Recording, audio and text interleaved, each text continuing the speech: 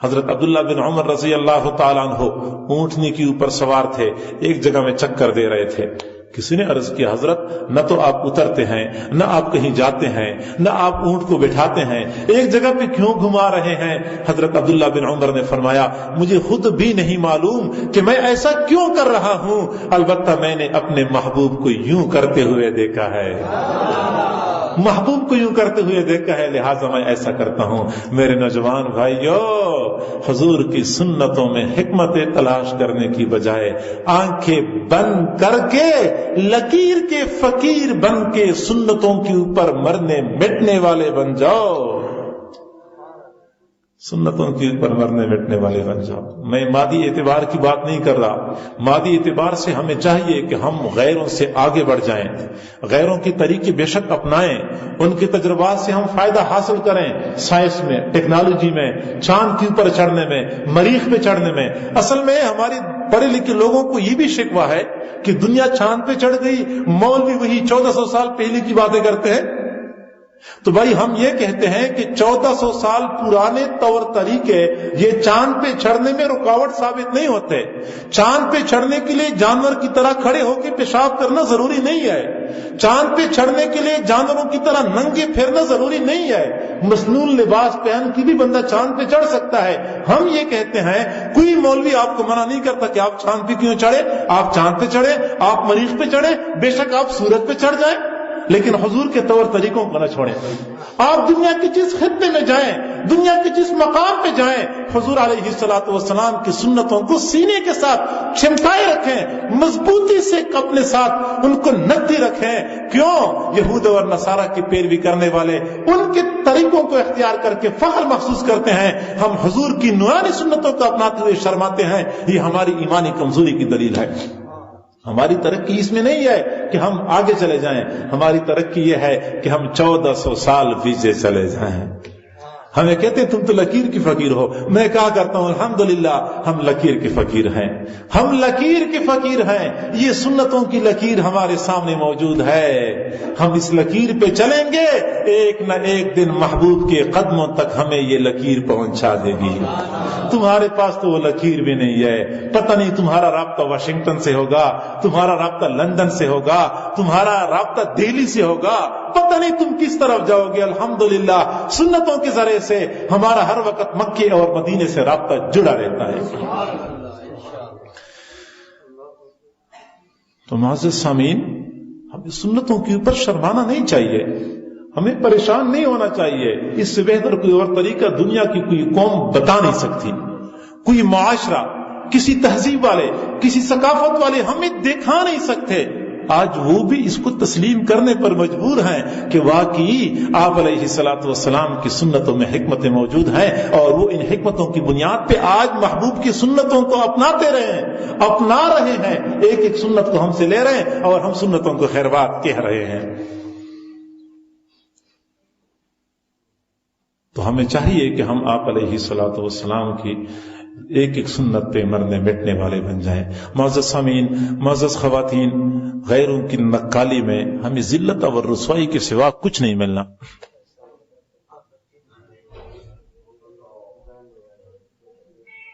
غیروں کی نقالی میں ہمیں ذلت اور رسوائی کے سوا کچھ نہیں ملنا، اور آپ علیہ الصلوۃ والسلام کی سنتوں کے اتباع میں عزت ہی عزت ہے، عزت ہی عزت ہے. کسی کا آستہ اونچا ہے اتنا، کسی کا آستہ اونچا ہے اتنا کہ سر جھک کر بھی اونچا ہی رہے گا. ہنسے جانے سے جب تک تم ڈرو گے، ہنسے جانے سے جب تک تم ڈرو گے، زمانہ تم پہ ہنستا ہی رہے گا. جب ہم نے کہہ دیا کہ لوگ میرے اوپر ہنسیں گے تو واقعی آپ کے اوپر ہنستے رہیں گے، اور اگر آپ نے کہہ دیا کہ پرواہ نہیں ہے، میں کیا غیروں کی خاطر، ان لوگوں کی خاطر نبی کی سنتوں کو چھوڑ دوں؟ ہنسنے والے ہنستے رہیں گے، جلنے والے جلتے رہیں گے، میں محبوب کی سنتوں کو نہیں چھوڑ سکتا. لوگ کہتے ہیں کہ شاید سنتوں کو اپنانے سے زندگی مشکل ہو جائے گی. میرے بھائی، اسی معاشرے کے اندر، اسی دنیا کے اندر وہ لوگ بھی تو رہتے ہیں جو سنتوں کو اپنانے والے ہیں، ان کے لیے تو کوئی مسئلہ نہیں ہے. انہی گاڑیوں میں سفر کرتے ہیں، انہی مسجدوں میں نمازیں پڑھتے ہیں، بازاروں میں خریداری کرتے ہیں، انہی ہوٹلوں میں کھانے کھاتے ہیں، ان کے لیے تو کوئی مسئلہ نہیں ہے. ہم خام مخام میں پریشان ہوتے ہیں. اور میں اگلی بات آپ سے عرض کر دوں، کہ परवरदिगार ज़ुल जलाल ने कायनात की हर मखलूक में नर को हुस्न बख्शा है। आप तजर्बा कर लें, आप जायजा ले लें, अल्लाह रब्बुल इज्जत ने कायनात की हर मखलूक में नर और मादे में से नर को अल्लाह ने हुस्न बख्शा है। आप चिड़िया और चिड़िया को देखें, नर को अल्लाह ने हुस्न दिया है। कबूतर और कबूतरी को देखें, आप मोर और मोरनी को देखें, आप बैल और गाय को देखें, आप बकरे और बकरी को देखें, आप शेर और शेरनी को देखें। एक मरतबा हम अपने हजरत के साथ अफ्रीका के जंगल में सफर कर रहे थे। वहां पे हजरत ने फरमाया कि तुम ये जंगल में मुख्तलिफ जानवर देख रहे हो, हर जानवर में तुम देखोगे तुम्हें नर के अंदर हुस्न नजर आएगा, एक शान, एक वकार तुम्हें नजर आएगा। फिर फरमाने लगे कि लगता यही है कि रब्बी ज़ुल जलाल ने इंसानों में भी औरत की बनिस्बत मर्द को हुस्न अता किया है, मर्द को इम्तियाजी शान अता की है। ये और बात है कि जब फितरत मसहा हो जाती है तो बंदा अपने हाथों खुद अपने हुस्न को खत्म कर रहा होता है। परवरदिगार ज़ुल जलाल के फरिश्ते हैं, वो तस्बीह पढ़ते हैं, जिस दिन से पैदा हो चुके हैं उस दिन से लेके आज तक वो तस्बीह पढ़ते हैं। सुबहाना मन ज़य्यना रिजाल बिल्लुहा व ज़य्यना निसा बिद्दवाइब। पाक है वो परवरदिगार जिसने मर्दों को दाढ़ियों से जीनत बख्शी है, औरतों को जुल्फों के साथ जीनत बख्शी है। ये रब के फरिश्ते तस्बीह पढ़ते हैं। और हकीकत भी यही है कि मर्द के साथ दाढ़ी ये वाकई अच्छी लगती है। और ये आप कहें या मैं कहूं तो शायद कोई बंदा कह दे कि ये तो चूंकि कट्टर बुनियाद परस्त हैं इसलिए ये बात करते हैं। मैं आपको एक और बात बताता हूं, तजुर्बा आप लोग कर लें कि दो भाई हों जिनके कद काट एक जैसे हों, चेहरे के खद्दो खाल एक जैसे हों, एक का चेहरा सुन्नत से सजा हुआ, दूसरे का चेहरा सुन्नत से महरूम, दोनों को बराबर खड़ा कर दो, किसी शराबी कबाबी बदकार बंदे से पूछें कि दोनों में कौन सा प्यारा लगता है, वो शराबी कबाबी भी गवाही देगा कि जिसका चेहरा सुन्नत से सजा हुआ है वो प्यारा लगता है। सुन्नत किसको प्यारी नहीं लगती, किसको? परवरदिगार ज़ुल जलाल ने वो कशिश सुन्नत में रखी है, वो हुस्न सुन्नत में रखा है कि गैरों के तरीकों में वो हुस्न है नहीं। लेकिन हम कदम नहीं बढ़ा सकते। कदम बढ़ाएं, कोशिश करें, देख लेना रब्बी ज़ुल जलाल की मदद शामिल हाल होगी। कोई बंदा आपको बाद में ये नहीं कहेगा यार ये दाढ़ी आपने रख ली ना, अच्छी नहीं लगती। हकीकत यही है कि जिस बंदे की फितरत मसहा हो वो तो और बात है। जो नबी का कलमा गो है, नबी का आशिक है, वो देखेगा, मुबारकबाद देगा, कहेगा हाँ बहुत प्यारी लगती है। और माँ बहनों बेटियों से भी गुजारिश है कि वो भी रुकावट न बने। कितनी मरतबा ऐसा होता है, बड़े अफसोस से कहना पड़ता है, बेटा तो सुन्नत अपनाना चाहता है, माँ रुकावट बन जाती है। भाई तो सुन्नत अपनाना चाहता है, बहन रुकावट बन जाती है। खावन तो सुन्नत अपनाना चाहता है, बीवी रुकावट बन जाती है। अरे बहन आपके ऊपर अफसोस है, क्या हो गया तुझे? क्या तुझे सलफ सालिहीन की खवातीन के बारे में पता नहीं है कि वो जिद कर करके अपने भाइयों को दीनदारी पर मजबूर किया करती थी? अरे माँ तुझे क्या हुआ?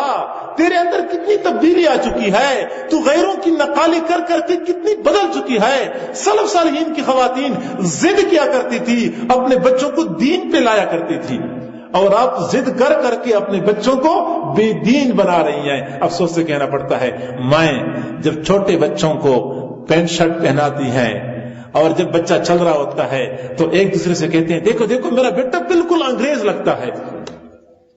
हाय बहन, आज तो तुझे अपना बेटा अंग्रेज लगता है और तू बड़ी खुश हो रही है। क़यामत के दिन अगर आपके बेटे का हशर अंग्रेजों के साथ होगा उस वक्त क्या बनेगा? और परवरदिगार आपका हशर भी अंग्रेजों के साथ कर ले कि तुझे अंग्रेज बड़े अच्छे लगते थे, तू अपने बेटे को अंग्रेज बना के बड़ी खुश होती थी, लिहाजा आज तुझे मैं तुम्हारे महबूबीन से मिलाता हूं, लिहाजा तू अपने महबूबीन के साथ खड़ी हो जा।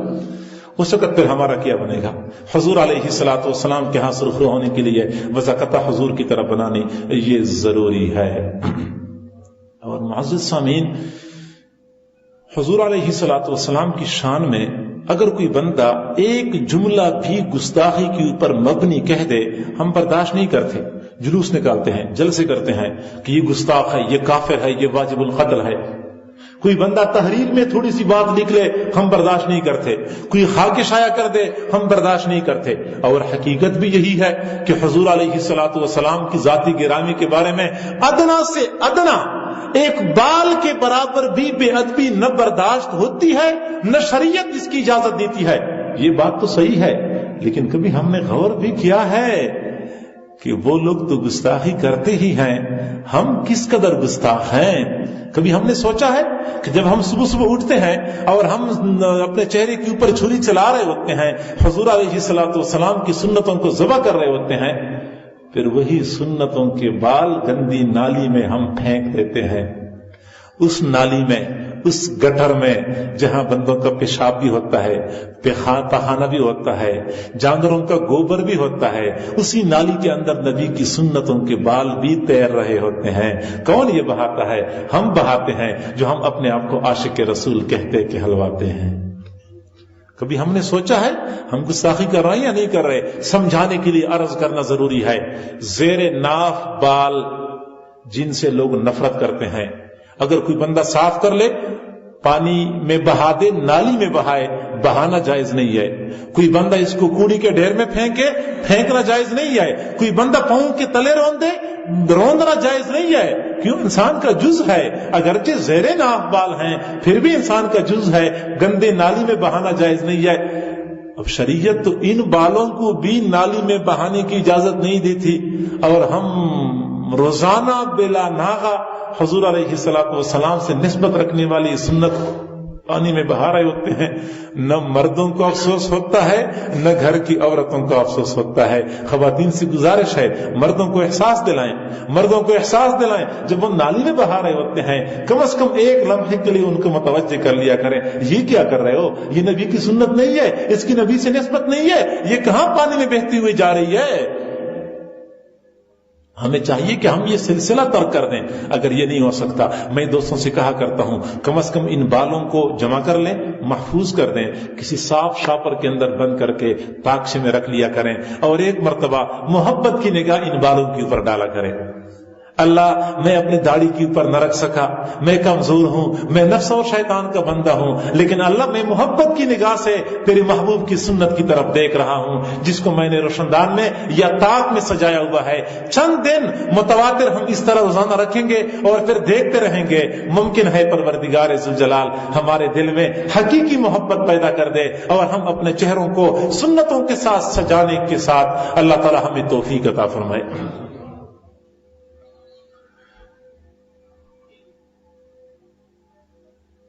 مائیں ضد کر کے کتنے مطالبے اپنے بیٹوں سے منوا لیتی ہیں، بیویاں اپنے خاوندوں سے کتنے مطالبے منوا لیتی ہیں، بہنیں اپنے بھائیوں سے کتنے مطالبے منوا لیتی ہیں.